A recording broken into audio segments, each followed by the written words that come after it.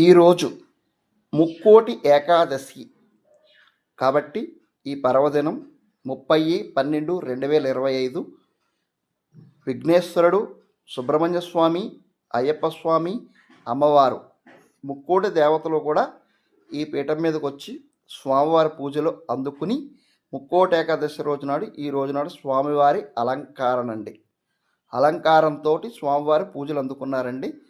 ఇలా వైకుంఠ ఏకాదశి అని కూడా అంటారండి. ముక్కోటి ఏకాదశి అంటారు, వైకుంఠ ఏకాదశి అంటారు. ముక్కోటి ఏకాదశి, వైకుంఠ ఏకాదశి రెండు ఒకటే అండి. కాబట్టి స్వామివారు మహావిష్ణువు భూమి మీదకి 11 రోజులు వస్తారండి. ఇక్కడ 11 రోజులు ఇక్కడే ఉంటారండి భూమి మీద. ఈరోజు నుంచి 30 నుంచి 10వ తేదీ జనవరి 10వ తేదీ వరకు ఈ స్వామివారు ఉంటారండి ఇక్కడ.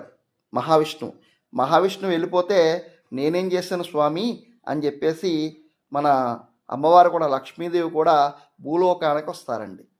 ఈరోజు భూలోకానికి వచ్చి ఇద్దరూ కూడా చక్కగా ఎక్కడ ఏ ఇంటి తలుపు తట్టి వస్తారో తెలియదండి. ఈ 11 రోజులు మీ ఇంటికి వస్తారండి. భార్యాభర్తలు ఇద్దరూ కూడా చక్కగా మహావిష్ణువు లక్ష్మీదేవి ఇంటికి వస్తారండి. చక్కగా ఈ 11 రోజులు ఉత్తరద్వార దర్శనాన్ని చేసుకోవాలండి.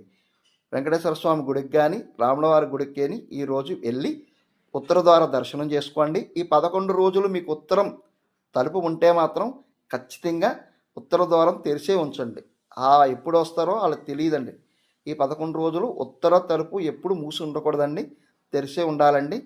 ఆ స్వామివారు ఎప్పుడు వస్తారో మన పూజలు అందుకోవడానికి, ప్లస్ మన స్వామివారు మన ఇంట్లో కూర్చోవడానికి, చక్కగా ఉండడానికి ఎప్పుడు వస్తారో తెలియదండి. మహావిష్ణువు లక్ష్మీదేవి ఇద్దరు కూడా ఖచ్చితంగా ఇంటికి వస్తారండి. ఈ 11 రోజులు ఎవరింటికి వస్తారో తెలియదండి.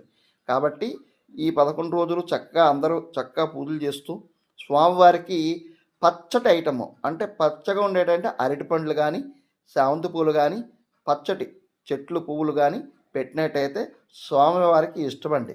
కాబట్టి ఈ చక్కటి పువ్వులు పెట్టండి. చక్కటి అరటిపండు ఈ 11 రోజులు అరటిపండు పెట్టాలండి నైవేద్యం. పచ్చగా ఉండే పదార్థాన్ని పెట్టినట్టయితే వాళ్ళ కాపురము వాళ్ళ ఇల్లు అంతా కూడా పచ్చగా ఉంటుందండి. మనకి ఇద్దరు ముక్కోటి దేవతలు ఇద్దరు వస్తున్నారు కాబట్టి ఇల్లు చక్కగా శుభ్రం చేసుకుని ఉత్తర ద్వారం ఉన్నప్పుడు చెప్పులు కానీ చీపులు కానీ పెట్టకూడదండి. ఈ 11 రోజులు గుర్తుపెట్టుకోండి. చక్కగా వస్తారండి, చక్కగా ఉంటారండి. మా అందరి కుటుంబం కూడా చక్కగా మంచికి ముందుకు వెళ్తుందండి. ఎటువంటి ఇబ్బంది అయితే లేదండి. చక్కగా ఈ 11 రోజులు భక్తి శ్రద్ధలతో పూజ